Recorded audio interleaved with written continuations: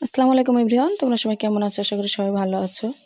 তো আজকে কোনো ব্লগ নয়, আজকে একটা রান্নার ভিডিও তোমাদের সামনে নিয়ে আসলাম। তো মা আজকে চালের রুটি করবে আর মাংস রান্না করবে। মাকে আমি অনেক দিন থেকেই বলছিলাম চালের রুটি দিয়ে মাংস খাবো, তো মা আজকে সেটাই বানিয়ে দিচ্ছে। তো মাকে আমি বললাম যে মা, আমি মাংসটা রান্না করি, তুমি হলো রুটিটা বানাও। তো এদিকে মাংস কষছিলাম আর এদিকে পানি গরম করতে দিয়েছে। আর বোন এদিকে চালের গুঁড়োগুলো সব চেলে নিয়েছে ভালো করে, এগুলো এখন গরম পানিতে মাখতে হবে। তো এটা করা অনেক খাটুনির কাজ। তো এই দেখো মাংস কষা হয়ে গেছে আর আমি এখানে পানি দিয়ে দিয়েছি।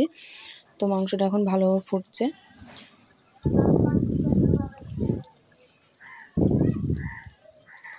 তো আমার মাংস রান্না করা কমপ্লিট। মা এখন চালের গুঁড়োটা এখন ভালো করে মাখবে পানি দিয়ে।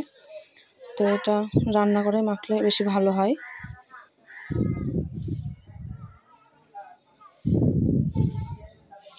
তো আজ বানাবো কাল বানাবো করে বানানোই হচ্ছিল না। তো তোমরা কেউ যদি চালের রুটি খেয়ে থাকো তো তারা তো জানবে এটার অনেক টেস্ট হয়। তো যারা খাওনি তারা অবশ্যই একবার বানিয়ে খেয়ে দেখো, সত্যি অনেক ভালো লাগে এটা খেতে। তো মার এটাতে হয়ে এসছে, তো একটু পানি কম হয়েছে, তো মা সেই জন্যে তুলে রেখেছিল আগে থেকে গরম পানি, সেই পানিটা একটু দিল। এটাতে গরম পানি দিয়েই মাখতে হবে ভালো করে।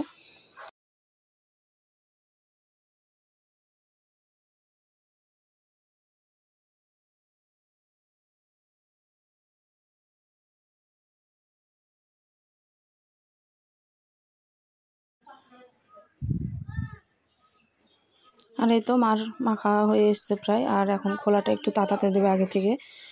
আর মা এটা এরকম করে মেখে গোসল করতে গিয়েছিল, গোসল করে নামাজ পড়ে এসে তারপরে রুটি বানাবে। তো এটা অনেক গরম। তো মা গোসল করে এসে এখন রুটি বানাতে বসে গেছে। তো এখন রুটি বানাবে।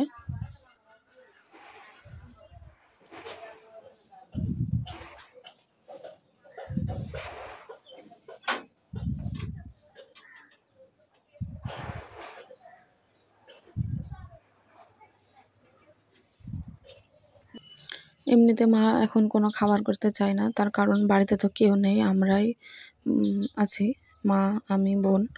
তো ভাই, আব্বু, আমার বর কেউ নেই বাড়িতে, তো খাবার সেরকম করে করা হয় না। তো এই রুটিটা তো আমাদের বাড়িতে সবাই খেতে ভালোবাসে। আর মা বলে যে বাড়িতে সবাই থাকলে খাবার করলে সবাই মিলে একসঙ্গে খেতে অনেক ভালো লাগে। তো মা সেই জন্য করতে চায় না। তো আমি এটা খেতে চেয়েছিলাম, তবু মাকে আমি বারণ করলাম যে থাক মা, তোমার অনেক খাটুনি হবে, তোমাকে এটা এখন করতে হবে না। তো মা বলছে না, বেশি সময় নেই তোর হাতে, তো এটা যদি তোকে না করে খাওয়াই তাহলে আমার মনের ভেতরে ভালো লাগবে না। সেই জন্য মা রুটিটা আজকে বানালো। তো আমার 2 দিন পর আমার ইউএসসি করতে যেতে হবে। তো এই চালের গুঁড়ো অল্প করে মাখলেও বেশি হয়ে যায়। তো মা দেখো রুটি বানাচ্ছে এখানে, আর কতটা মা ময়দা মেখে নিয়েছে। তো এক এক করে সব রুটি বানিয়ে নেবে। মার এই রুটি বানাতে প্রায় 1 ঘন্টা সময় লেগে গেছে। তো আস্তে আস্তে এটা বানাতে হয়, কারণ এটা ভেঙে যায় বেশিরভাগই। তো ময়দাটা ভালো মাখা হয়েছে, সেজন্য কত সুন্দর হচ্ছিল রুটিগুলো।